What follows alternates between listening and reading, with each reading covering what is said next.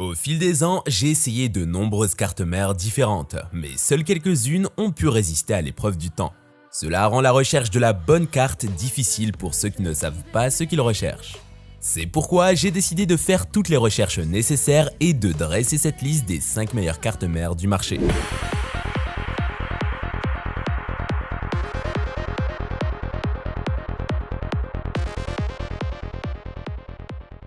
Gigabyte Z790 Aorus Extreme. La carte mère Z90 Aorus Extreme de Gigabyte est un haut de gamme IATX. Elle est conçue autour du chipset Z790 et d'un socket LGA 1700. Elle est destinée à accueillir les processeurs Core de 12e et 13e génération, notamment le Core i9 13900K d'Intel. Cette plateforme offre de nombreuses fonctionnalités de pointe tout en offrant un soutien à la dissipation thermique. La carte mère est imposante avec sa taille IATX et son design qui couvre presque tout le PCB. Sa conception associe plusieurs matériaux, notamment de l'aluminium, tandis que la couleur dominante est le noir. Certains éléments et touches de RGB ajoutent du contraste. L'une de ses caractéristiques les plus marquantes est sa proposition de plusieurs solutions de refroidissement passive. Le socket LGA est entouré de radiateurs imposants avec des ailettes fines. Appelés Fins Array 3, ils bénéficient d'une couche en nanocarbone et sont accompagnés d'un caloduc de 8 mm de diamètre en contact direct. Gigabyte utilise également des pads de conductivité thermique de 12 watts par millikelvin. Cet ensemble est conçu pour assurer le refroidissement d'un schéma d'alimentation à 20+1+ de phase, Power Stage 105A. Tous les ports 1.2 sont équipés de dissipateurs avec une solution extrême pour le premier port 1.2 2280 compatible avec la prochaine génération de SSD 1.2. La carte mère prend en charge plusieurs ventilateurs PWM et DC, ainsi que les pompes de refroidissement liquide avec une puissance maximale de 24 watts. Le tout protégé contre les surintensités. Le logiciel SmartFan 6 offre plusieurs options de personnalisation, notamment la possibilité de créer ses propres courbes de ventilation. La carte mère dispose également de capteurs pour mesurer le niveau sonore et les températures externes avec 2 sondes incluses. Plusieurs sondes de température interne sont également présentes, socket, VRM, MOS, chipset, PCIe. Un écran LCD couleur de 2,8 pouces avec le logo Aorus et plusieurs informations est inclus. Gigabyte a ajouté un écran LCD couleur de 2,8 pouces affichant notamment le logo Aorus et différentes informations. Ces 4 slots DDR5 permettent d'installer jusqu'à 196 Go de mémoire vive avec des fréquences en overclocking allant de 6000 MHz à 8000 MHz. De plus, la carte mère supporte les profils XMP pour faciliter le réglage de la RAM dans le BIOS. Le son est géré par un DAC ESS ES9280AC plus 2 ESS ES9080. Et la connectivité inclut le Wi-Fi 6E Interkiller AX1690 ainsi que le Bluetooth 5.3. En termes de ports, vous avez 2 ports USB 3.2 Gen 2 type C, un port USB 3.2 Gen 2 2x2 type C sur la carte mère, 10 ports USB 3.2 Gen 2 type A, 4 ports USB 3.2 Gen 1 sur la carte mère et 4 ports USB 2.0 1.1 sur la carte mère. Avec cette carte mère, aucun compromis n'est nécessaire.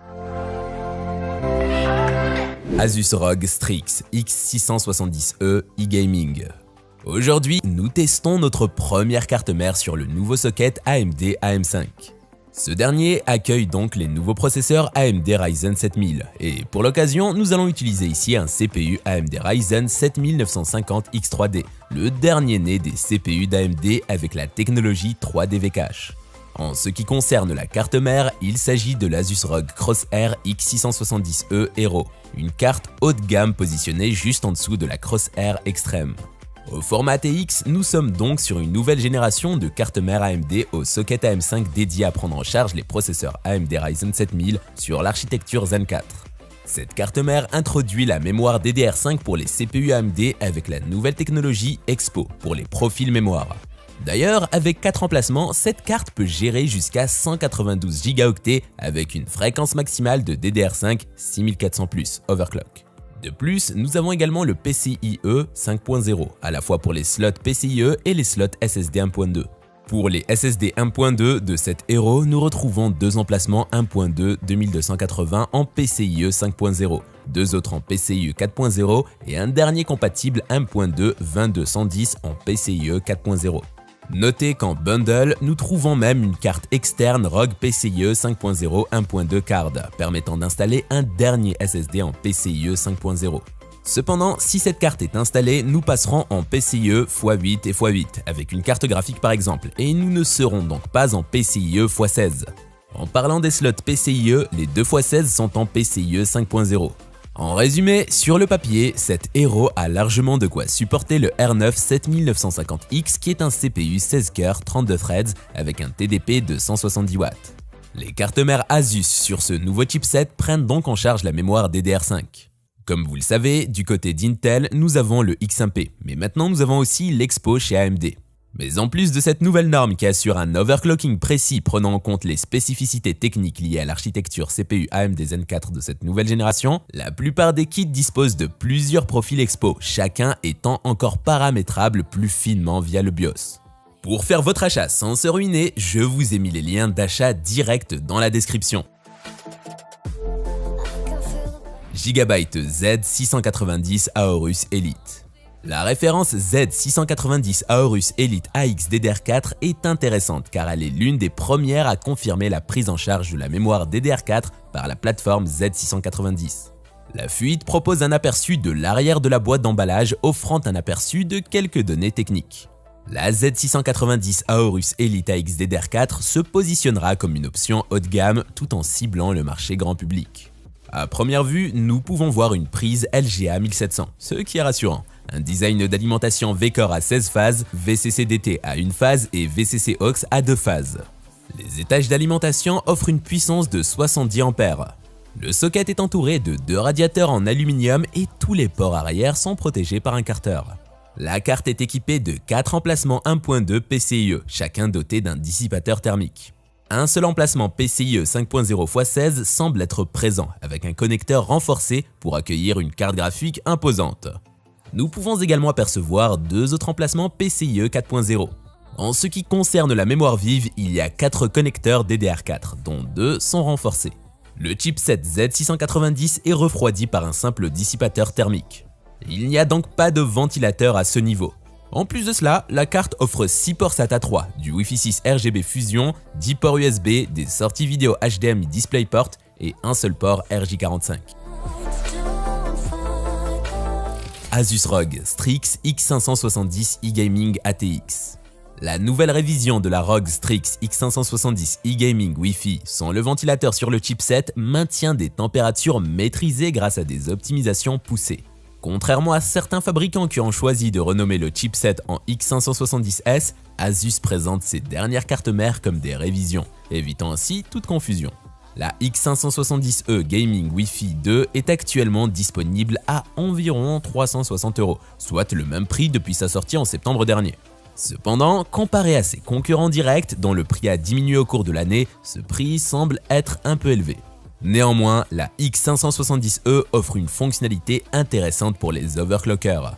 Le Dynamic OC Switcher, autrefois réservé aux cartes ROG Crosshair. Nous nous attarderons sur cette fonctionnalité pour évaluer si le coût supplémentaire en vaut la peine. En fait, j'ai remarqué que la vidéo sera trop longue, alors je vais éviter de rentrer beaucoup dans les détails. Passons au suivant. MSI Mag Z790 Tomahawk Wi-Fi. La nouvelle carte mère MSI Mag Z790 Tomahawk Wi-Fi DDR4 est de génération dernière chez Intel, mais utilise de la mémoire DDR4 plutôt que DDR5, la rendant plus accessible. Voyons maintenant ce qu'offre cette carte de chez MSI en termes de connectivité et de performance. Sur un format ATX standard, cette carte mère utilise le chipset Intel Z790 sur un socket LGA 1700. Compatible avec les processeurs de 13e génération tels que les 13900K et les processeurs Intel Alder Lake de 12e génération comme les i9 12900K, i7 12700K et i5 12600K.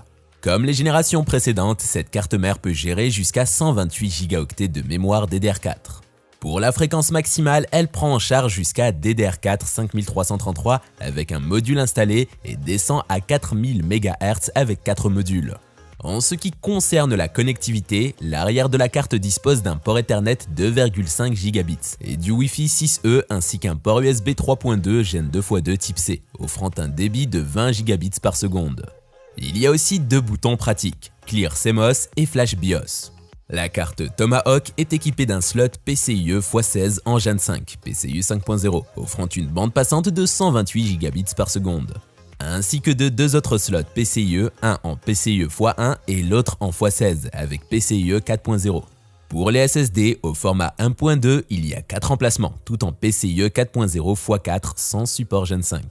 Les températures VRM sont relativement élevées, mais elles ne sont pas dangereuses. Nous avons pour habitude de dire qu'il ne faut pas dépasser les 80 degrés Celsius.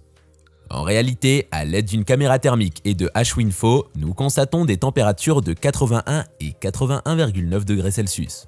Cependant, il convient de relativiser. Dans notre protocole de test, nous n'avons pas de flux d'air et nous les faisons volontairement chauffer via une heure de Prime 95 pour les mettre à rude épreuve. Dans une utilisation normale, nous ne devrions pas atteindre de tels niveaux. Je tiens à souligner que ce classement est subjectif par nature. Il est tout à fait normal de ne pas être d'accord avec la position de certains produits. N'hésitez pas à laisser un commentaire en bas de la vidéo pour partager vos idées ou faire part de vos remarques. Vous pourrez échanger avec la communauté et peut-être découvrir de nouvelles propositions.